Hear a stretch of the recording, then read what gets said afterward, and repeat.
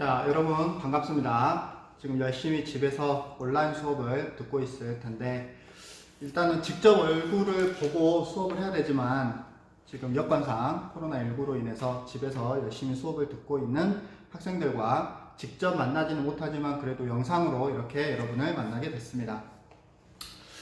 선생님하고 같이 배울 과목이 화법과 작문이죠. 지금 여러분이 온라인 클래스 EBS 영상을 통해서 수능 특강 화법과 작문을 보고 있을 건데, 또 교과서로 우리가 한번 배워볼 부분들, 이론, 그 다음에 실제 활동, 이런 부분을 선생님하고 같이 한번 해볼 거예요.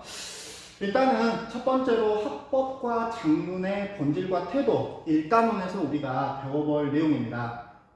여러분들이 화법이라고 하는 게 뭔가, 우리가 초등학교 때, 중학교 때 말하기, 듣기, 읽기, 쓰기, 문학, 문법 이런 식으로 여러분이 아마 이제 들어봤을 거예요. 3학년 때는 여러분이 화법이라고 하는 부분으로 우리가 한번 배워볼 겁니다. 한번 우리가 확인을 해보죠. 자, 먼저 교과서 앞부분에 설명이 되어 있는 부분을 한번 우리가 배워보도록 하죠. 같이 한번 읽어봅시다. 화법과 작문은 말과 글을 통해 사고와 정서를 표현하고 다른 사람들과 공유하는 의사소통 행위다. 화법과 작문의 정의가 나왔습니다. 먼저 말이라고 하는 것은 우리가 말하기, 듣기가 되겠죠. 작문이라고 하는 것은 직접 글을 쓴 것이 되겠죠. 그래서 사고와 정서를 표현합니다. 그리고 다른 사람들과 공유하는 의사소통 행위다라고 해서 화법과 작문의 개념에 대한 설명이 나왔습니다. 계속 한번 읽어볼까요? 이러한 의사소통 행위를 통해 우리는 긍정적인 자아 개념을 형성하고 원만한 인간관계를 맺으며 사회적 의사소통에 참여해 공동체 발전에 기여하기도 한다. 첫 번째, 긍정적인 자아 개념을 형성한다라고 하는 게 화법과 작문의 기능이 되겠죠. 두 번째, 공동체 발전에 기여하기도 합니다. 그 다음에 앞부분에 원만한 인간관계를 맺기도 하네요. 한마디로 여러분이 소위 말하는 인싸, 아싸 이런 이야기를 해요. 어떤 친구는 인기가 굉장히 많습니다. 재밌고, 또 어떤 친구는 이야기가 잘 안 통하는, 소위 말하는 좀 답답한 이런 친구들도 있어요. 원만한 인간관계를 맺기 위해서 우리는 내 생각과 내 의견을 어떻게 사고와 정서를 효과적으로 표현할 수 있는가, 그리고 다른 사람이 말을 하는 것 또는 다른 사람이 글을 써놓은 것을 듣고 또는 읽고 우리가 의사소통을 어떻게 참여할 수 있는가, 이런 부분들을 우리가 배워볼 거예요. 이 과정에서 우리는 의사소통 윤리를 준수하고, 의사소통 윤리라고 하는 것은 여러분이 많이 알겠지만 중간에 말을 끊는다든지 또는 서로 대화를 하는 주제에서 벗어난 이야기를 한다든지 이런 부분들이 있겠죠. 또 진심을 담아 의사소통을 해야죠. 예를 들어서 위로의 말하기를 해야 되는 순간에서 내가 너 공부 안 할 때부터 알아봤다 이렇게 얘기를 해버리면 이제 대화가 또 끊어지게 되겠죠. 바람직한 언어 문화를 가꾸어 나가야 한다. 이 대단원에서 의사소통 행위인 화법과 작문의 본질과 태도에 대해서 알아보자 라고 나와 있습니다. 그래서 일단은 우리가 큰 대단원에서 화법과 작문의 정의, 그리고 화법과 작문의 기능에 대해서 한번 간단하게 살펴봤고, 구체적으로 우리가 한번 살펴보도록 합시다. 자, 첫 번째로 화법과 작문의 본질입니다. 본질 한번 우리가 살펴보도록 하죠. 첫 번째로 한번 보죠. 말이 잘 통한다라는 말의 의미가 뭘까? 자, 여러분들 어떤 친구랑 이야기를 하는데, 야, 말이 안 통한다. 아, 답답해. 너는 왜 내 말을 이해를 못하니? 이런 경우가 있어요. 그러면 말이 잘 통한다 또는 말이 통하지 않는다라는 말의 의미는 뭘까요? 여러분들은 과연 주변 친구들에게 말이 잘 통하는 친구로 통합니까? 아니면 소위 말하는 답답한 친구로 통합니까? 선생님은 잘 모르겠어요. 선생님은 최대한 다른 사람들의 의견을 들어준다고는 하는데 선생님도 좀 고집이 있어서 내 어떤 의견과 다른 그런 의견을 만나거나 그런 이야기를 들을 때는 선생님 의견을 좀 이렇게 강하게 어필을 하는 그런 경우가 있습니다. 여기서는 말이 잘 통한다라고 하는 건 공식적인 사전적 의미로는 우리가 뭐라고 이야기를 할 수 있느냐?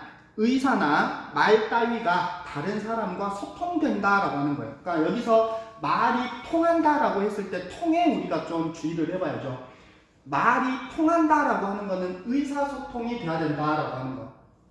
또한 말이 잘 통한다라고 하는 말은 의사소통이 잘 이루어져서 사고, 정서, 내 생각이나 느낌이 원활하게 소통되는 것을 의미합니다.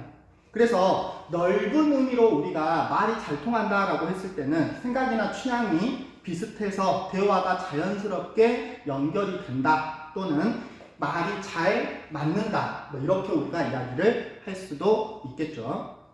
그래서 뭐 그림에도 보면 지금 두 친구가 표정이 별로 좋지 않아요. 뭔가 지금 의사소통이 안 되고 있는 부분이고, 반면에 앞에 친구는 웃으면서 지금 전화로 이야기를 하고 있죠. 그래서 소위 말하는 여러분들이 뭐 야, 롤 한 게임 했을 때 우리가 지금 공통의 어떤 주제를 알고 있는 상황이고, 그리고 어떤 일을 할 것인지도 알고 있는 상황이니까 정보를 많이 제공해 주지 않아도 한 판 뜰까? 이러면 콜, 이번에는 내가 이긴다, 뭐 이런 식으로 했을 때 서로 대화가 잘 통할 수 있겠죠.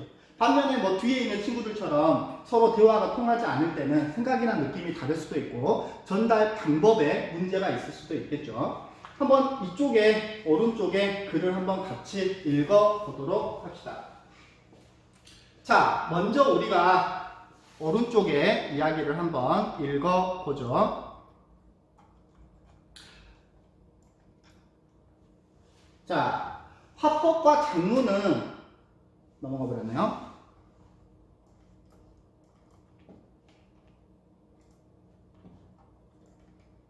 화법과 장문은 음성 언어와 문자 언어를 통해 생각과 느낌을 주고받는 의사소통 행위다. 다른 사람의 정보나 의견을 공유하고 문제 해결을 위해 협력할 뿐만 아니라 긍정적인 자아 개념을 형성하기도 하고 우호적인 인간관계를 맺습니다. 아까도 나왔듯이 생각이나 느낌을 주고받는 의사소통 행위다라고 하는 게 뭐다? 바로 화법과 장문의 개념이다라고 하는 부분 체크해주면 좋겠고, 긍정적인 자아 개념, 우호적인 인간관계, 그 다음에 공동체를 발전시킨다. 앞에서 우리가 했었죠? 이게 뭐다? 화법과 장문의 기능이다 라고 하는 부분 여러분 체크해주면 좋겠죠. 그러므로 결론이 뭐냐? 일상생활에서 다양한 의사소통을 성공적으로 수행하기 위해 우리는 화법과 장문의 본질에 대한 이해가 필요하다라고 하는 겁니다. 그래서 대단원 1 중에 이제 중단원 1에서는 사회적 의사소통 행위로서 화법과 장문의 특성, 자아 성장과 공동체 발전에 기여하는 화법과 장문의 기능, 화법과 장문에서 고려해야 하는 맥락, 이거에 대해서 우리가 학습을 해보도록 할 거예요. 자, 이러한 내용을 학습하면 여러분들은 중단원의 학습 목표를 성취하고 비판적 창의적 사고 역량, 의사소통 역량, 공동체, 대인관계 역량, 자기성찰, 개발 역량 등의 교과 역량을 길러볼 수 있도록 하면 좋을 것 같습니다. 그래서 큰 단원에서 중단원은 어떻게 이루어져 있느냐? 화법과 장문의 특성에서 사회적 의사소통 행위로서 화법과 장문의 특성, 그리고 화법과 장문의 기능, 방금 전에 이야기했던 자기 정체성, 공동체 발전의 기여, 그 다음에 화법과 장문의 맥락 요인을 파악하라, 또 맥락을 고려하는 게 중요한 이유, 이런 부분들도 우리가 구체적인 사례를 통해서 한번 배워보도록 하겠습니다. 자, 그러면 본격적으로 한번 들어가 볼까요? 자, 다음 페이지 10페이지 한번 보도록 하죠. 자, 먼저 학습 목표를 우리가 한번 잡아보죠.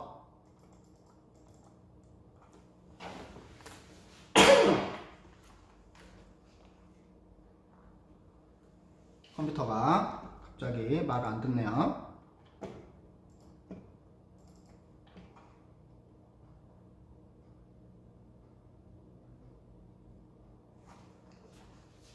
자, 학습 목표는 방금 전에 우리가 봤었던 내용인데 의사소통 행위로서 화법의 특성, 그리고 의사소통 행위로서 장문의 특성, 이 두 가지를 우리가 이해할 수 있어야 되겠죠. 여러분들이 사회적 의사소통 행위로서 화법과 장문에 대해서 한번 배워봐야 하는데 컴퓨터가 맛이 갔습니다.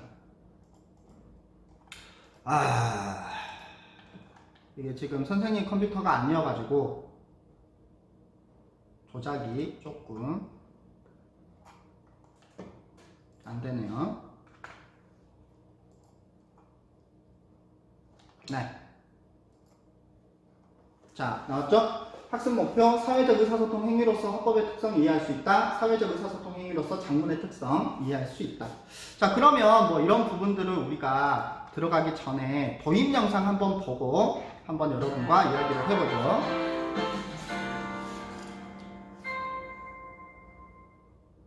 말이나 글의 가장 큰 기능 중에 하나가 소통입니다.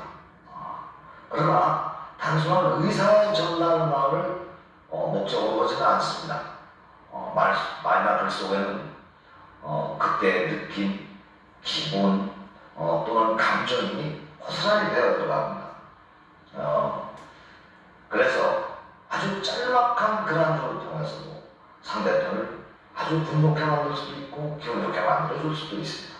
가령 자신이 초보 운전이라고 하는 것을 알리기 위해서 자동차 뒷유리에 써붙여놓은 것들을 한번 예로 들어보겠습니다. 3시간째 직진 중. 얼마나 안타깝습니까? 정말 초보들은 옆이나 뒤를 볼 겨를이 없습니다. 오로지 앞만 보고 조마조마하는 마음으로 운전을 하고 있습니다. 주변 사람들이 조심해 주겠죠. 또 어떤 분 좀 위협적이다. 운전은 초보, 성격은 남부. 그래서 작은 접촉사고가 가면 좀 무력을 행사하겠다. 이런 의사가 내포되어 있습니다. 또 어떤 분께서는 3대 독자 운전 중 아내는 임신 중. 이거 사고 나면 비극이 몇 배가 됩니다.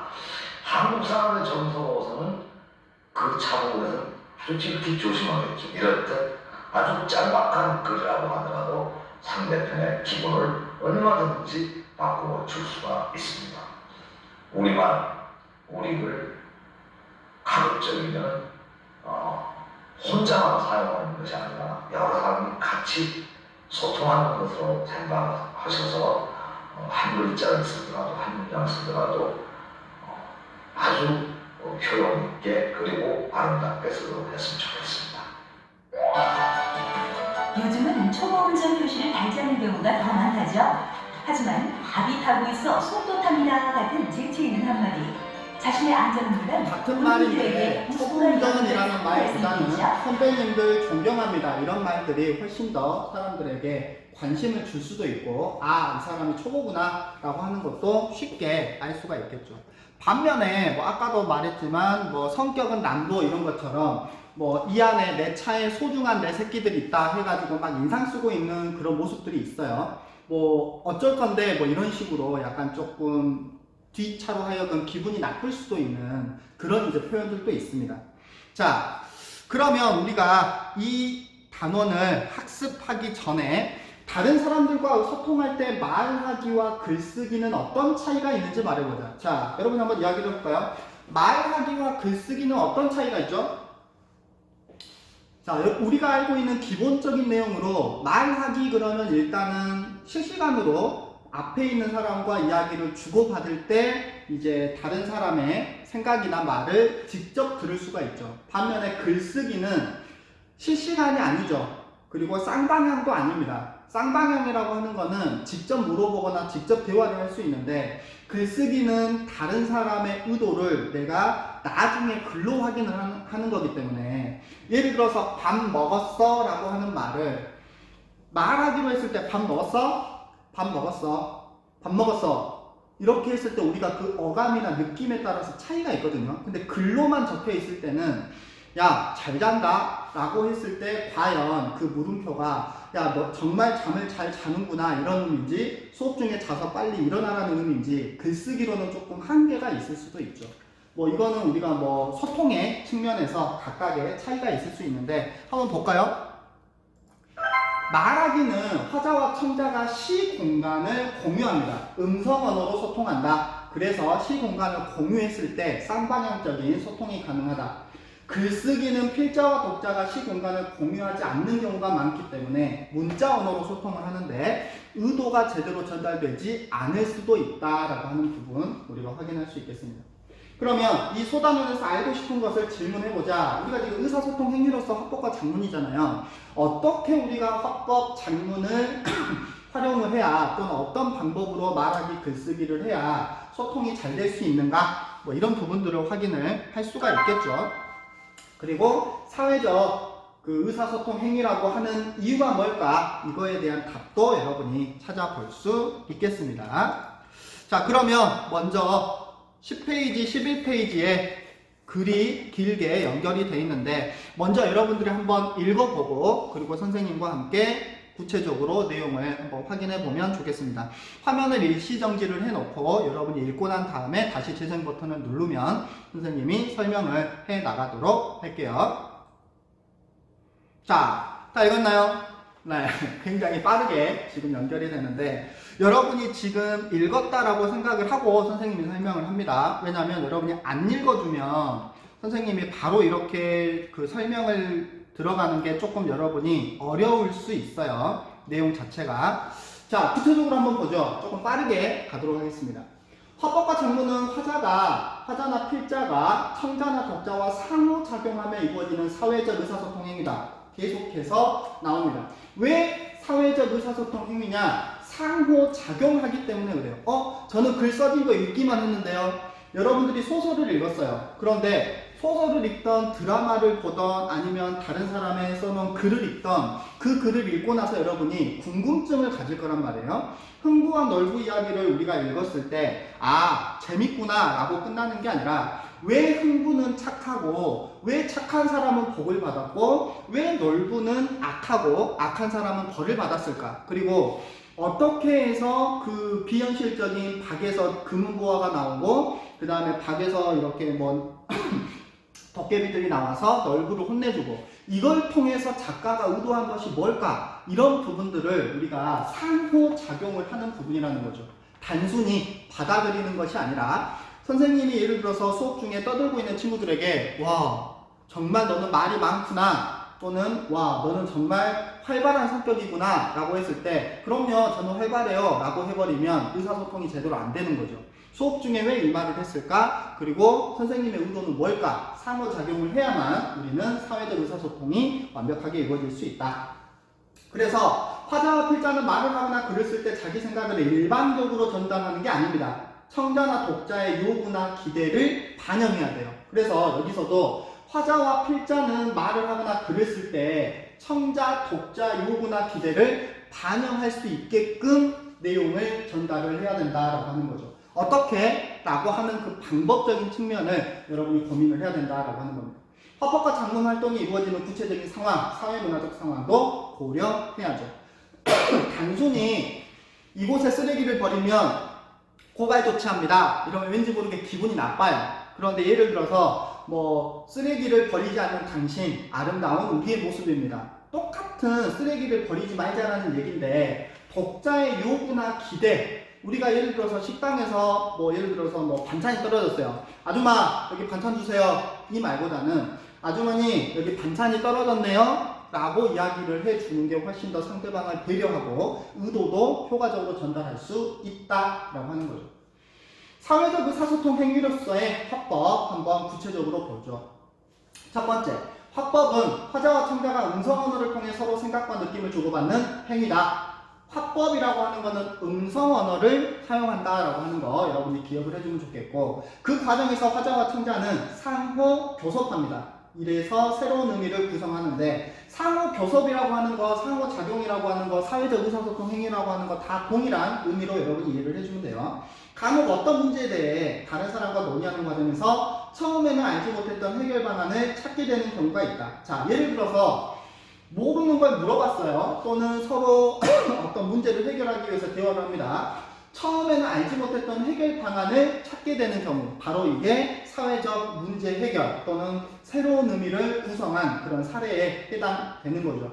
예를 들어서 이번에 온라인 클래스 지금 하는데 지금 어떻게 하라는 건지 모르겠어 알려줘 라고 했을 때 내가 기존에 알지 못했던 그런 해결 방안을 찾을 수 있다라고 하는 겁니다.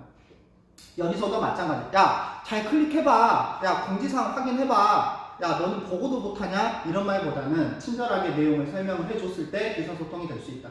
이처럼 화자와 청자는 서로 의견을 주고받는 과정을 통해 협력적으로 새로운 의미를 창조하는데, 이때 화자가 하는 말은 고유한 의미가 결정되어 있다기보다는 화자와 청자의 경험이나 의사소통이 이루어지는 상황에 따라 그 의미가 결정됩니다. 무슨 얘기일까요?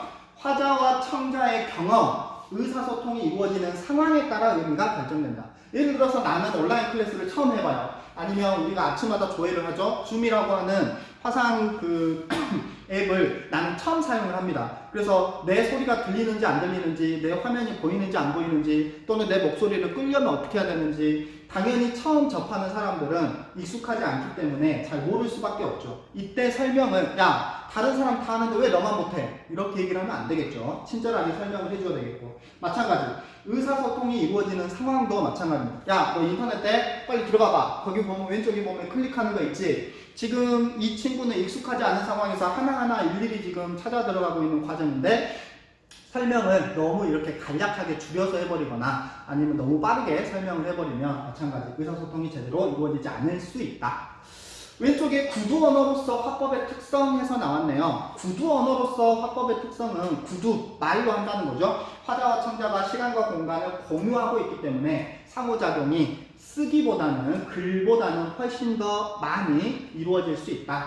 또 표정이나 몸짓 등의 비언어적 표현이 큰 영향을 미칩니다. 그래서 여기서는 선생님도 뭐 이렇게 말을 하고는 있지만 톤이라든지 아니면 표정, 몸짓 이런 부분들이 영향을 미칠 수 있다라고 하는 거죠.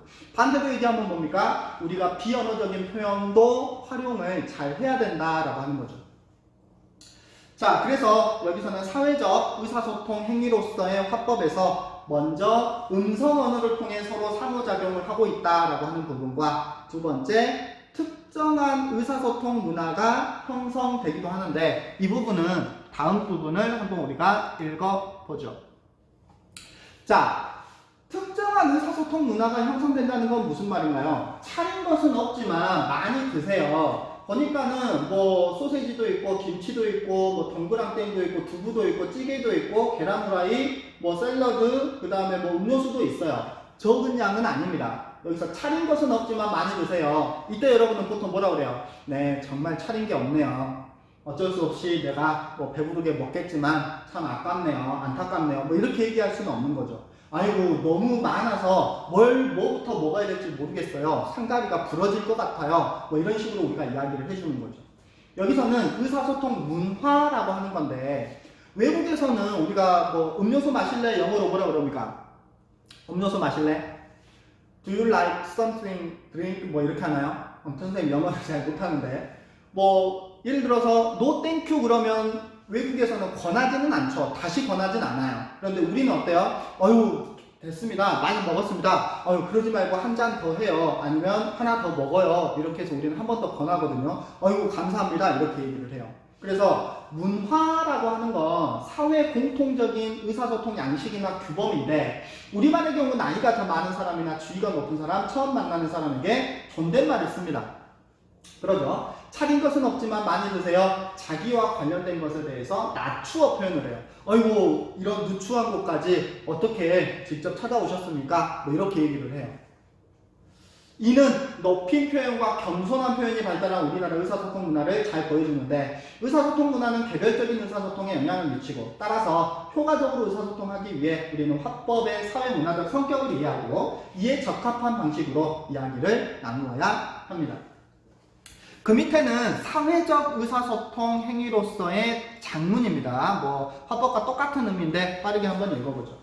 장문은 필자가 문자 언어를 통해 독자와 소통하는 행위입니다. 아까 얘기했듯이 단순히 읽는 걸로 끝나는 것은 수동적 행위예요. 적극적인 행위라는 건 뭡니까? 인물과 대화를 하고 작가와 대화를 하고 나라면이라고 하는 비판적인 생각도 우리가 한번 적용을 시켜보고, 자유로운 상상, 결말을 바꿔본다든지 아니면 주인공을 남자를 여자로 바꿔본다든지 시대를 바꿔본다든지 이렇게 적극적으로 우리가 이해를 해야 된다라고 하는 거죠.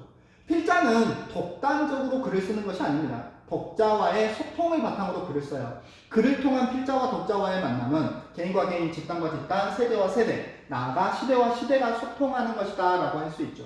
예를 들어 뜻하는 바를 성취한 친구에게 축하하는 편지를 씁니다. 개인과 개인이 소통하겠죠. 조선 후기 학자인 연암 박지원이 쓴 열하일기, 왜 박지원이 열하일기를 썼을까요?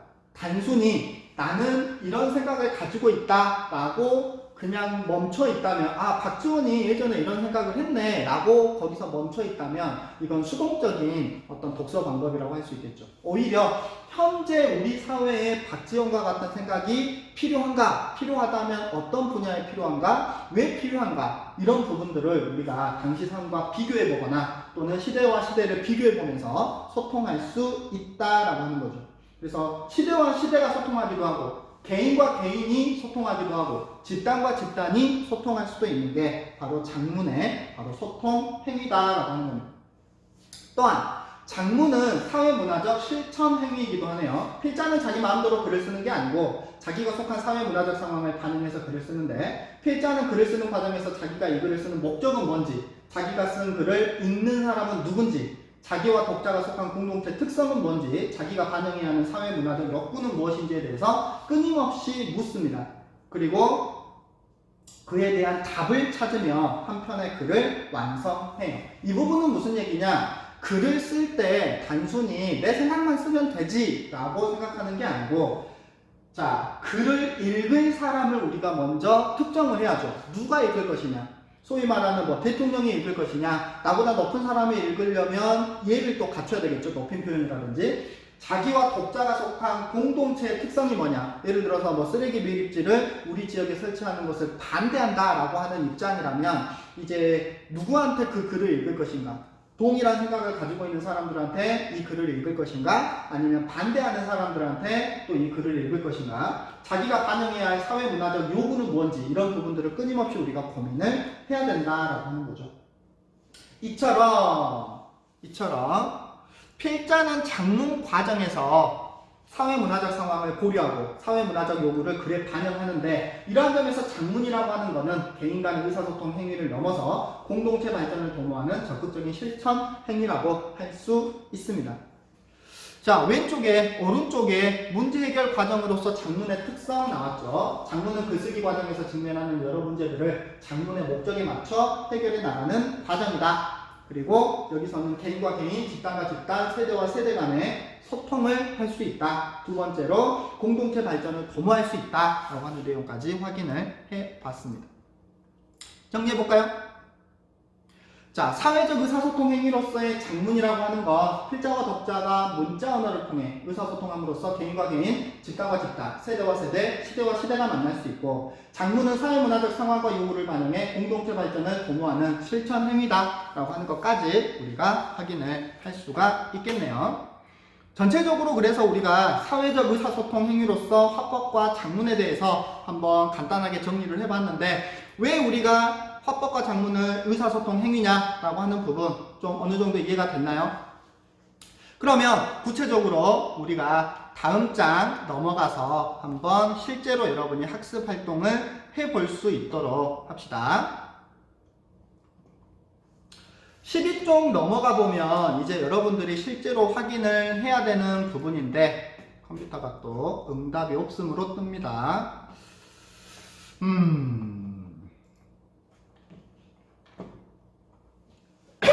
자, 여러분은 이미 페이지가 지금 나와 있으니까 뭐 바로 선생님이 설명을 하죠. 자, 활동 1에서는 학교 축제 행사와 관련해, 참고로 지금 우리 학교는 축제가 없는 걸로 알고 있죠. 그래서 예를 들어서 축제를 만들었으면 좋겠다, 아니면 축제가 무슨 의미가 있냐, 뭐 그냥 하는 사람만 하는 거다, 뭐 의견이 다양할 것 같아요. 그러면 가족들이 나눈 대화인데 이 만화를 보고 사회적 의사소통 행위로서 화법의 특성에 대해서 알아보자 라고 되어 있습니다. 자, 먼저 만화를 여러분이 한번 읽어보고 그 다음에 1. 이 만화를 통해 알 수 있는 화법의 상호 교섭적 특성에 대해서 확인을 해보자. 그리고 다음과 같이 말하는 아들의 이해를 돕기 위해 아빠는 어떤 대답을 해야 할지 의사소통 문화를 고려해서 이야기해보자. 이렇게 나왔습니다. 자, 먼저 선생님이 간단하게 힌트를 주고 여러분이 실제로 글을 한번 써보거나 생각을 해본 다음에 선생님과 함께 내용을 정리를 해주면 좋을 것 같아요. 먼저 만화 내용을 보면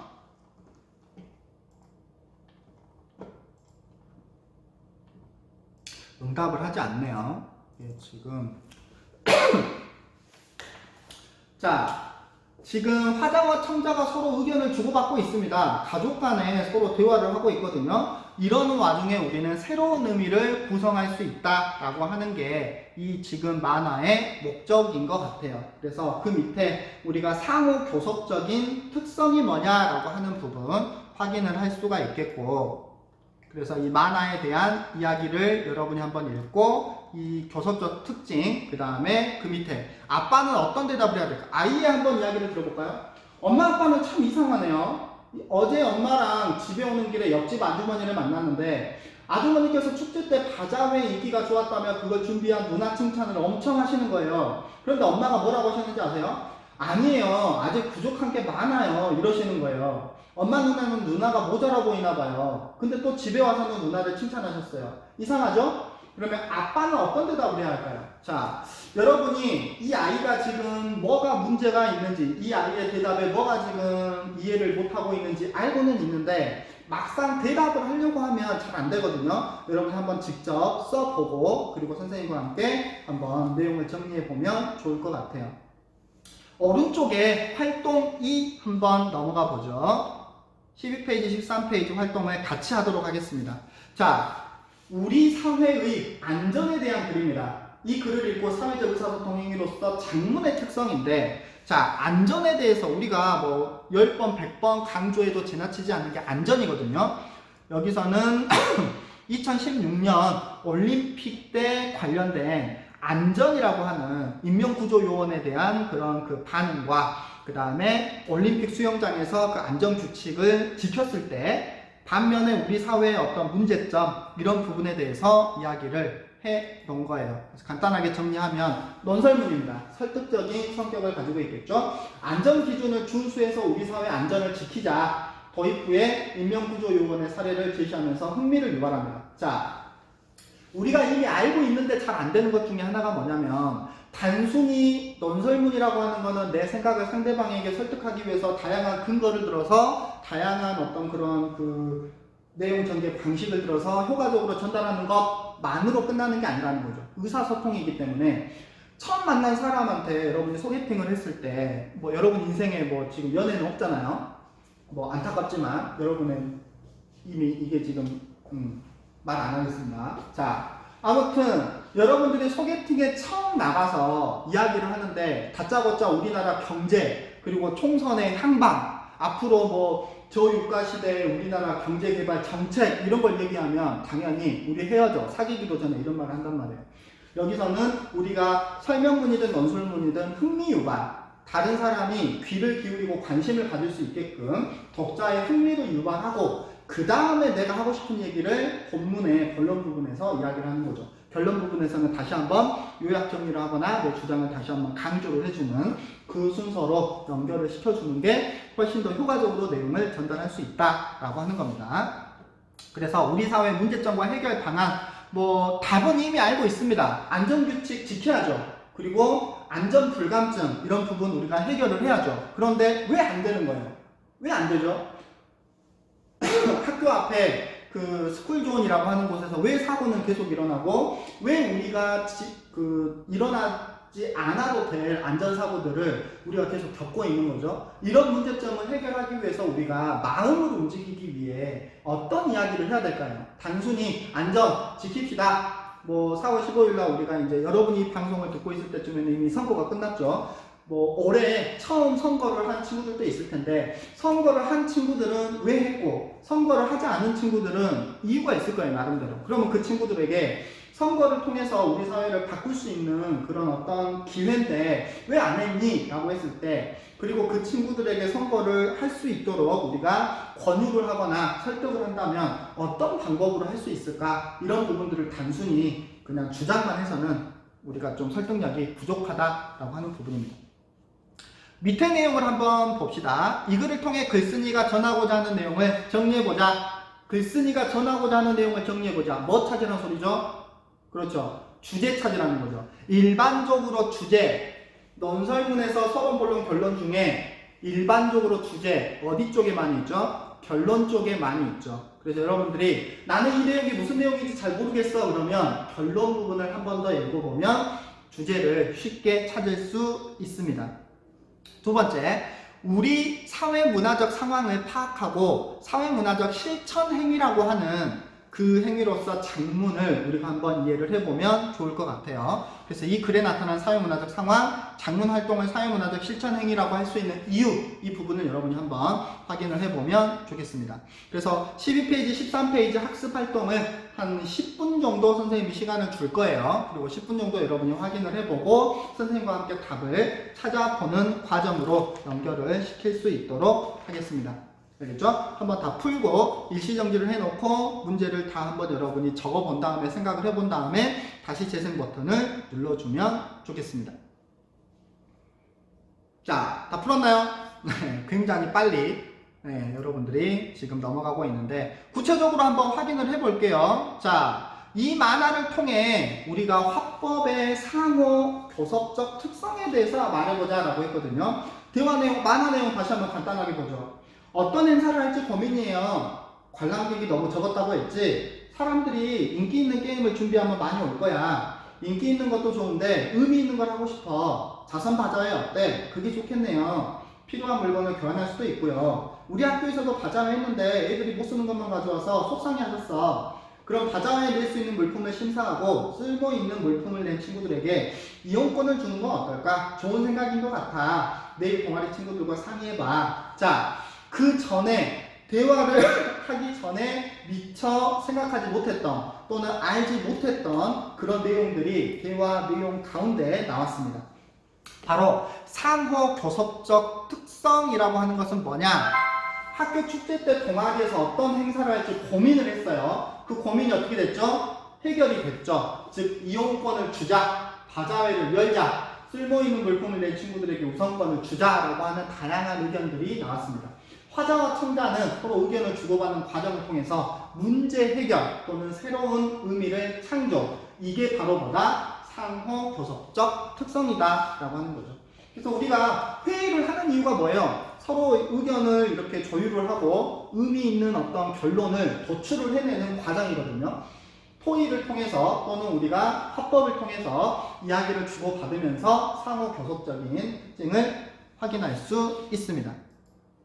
두 번째, 이 아이가 아까도 얘기했지만은 왜 아니에요, 아직 부족한 게 많아요 라고 해서 자신을 겸손하게 이야기를 했죠. 우리가 이제 경률에서 겸양의 경률이라고 하는데 아니에요, 저는 아직 부족한 게 많아요 라고 이야기를 했지만 실제로는 뭐죠? 겸손의 표현이라는 거죠. 예를 들어서 우리가 뭐 연예인들이나 이런 그 연기 대상을 받을 때 수상소감에서 제가 받을지 생각도 못했어요. 보통 이렇게 얘기를 하거든요. 너무 감사해요. 뭐 이렇게 얘기를 하는데 뭐 이번 연기 제가 봐도 뭐 나름 괜찮았어요. 다른 뭐 상대 후보들 뭐 저랑 비교가 안 되더라고요. 이러면 재수없거든요.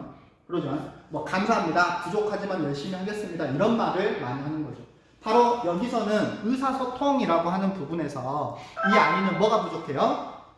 겸손한 표현이 발달됐다라고 하는 우리말의 특성을 이 아이는 아직 잘 모르고 있는 거죠.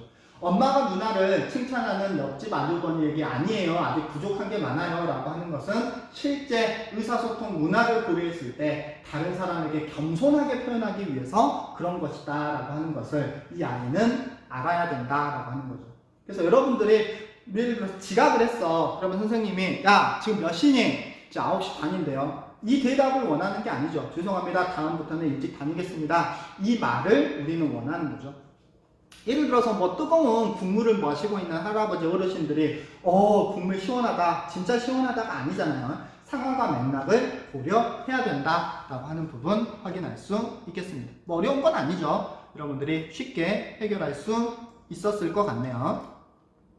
다음, 오른쪽에 우리 사회의 안전에 대한 이야기인데 이 글을 읽고 사회적 의사소통 행위로서 장문의 특성 한번 우리가 확인을 해보죠.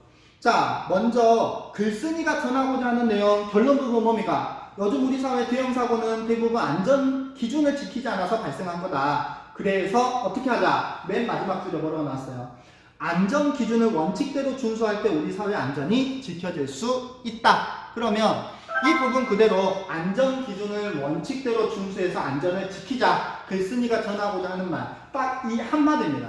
이 한마디의 한 문장의 말을 위해서 앞에 부분들을 끌어온 거죠. 그래서 흥미 위주의 올림픽 사례도 제시를 하고 문제점도 제시를 하고 해결책도 구체적으로 이제 제시를 하면서 결론 부분을 끌어왔다라고 하는 것.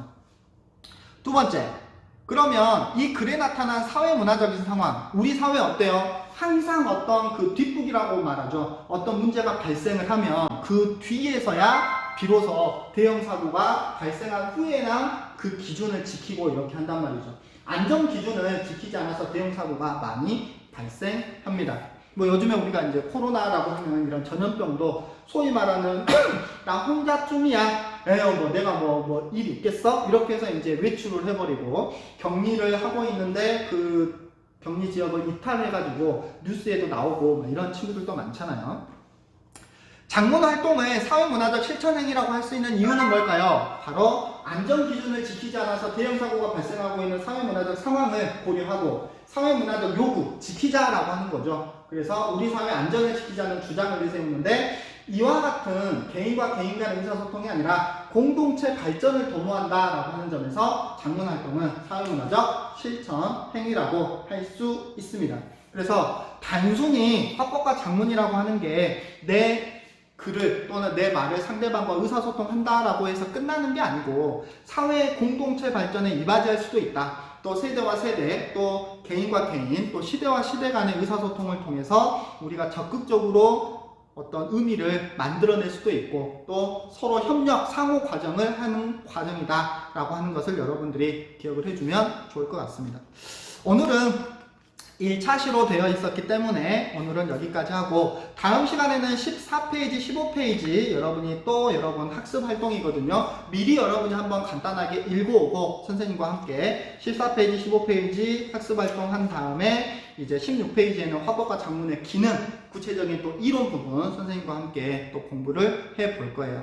그래서 열심히 하고 지금 우리가 배우고 있는 부분들은 뭐 중간고사 시험 범위에도 나오는 부분이기도 하고 또 여러분이 정리를 한번 해야 수능과 관련된 문제를 풀 때 도움이 또 될 수 있기 때문에 여러분들이 정리를 반드시 할 수 있으면 좋겠습니다. 다음 주 금요일 날 다시 한번 만나도록 하죠. 마치겠습니다.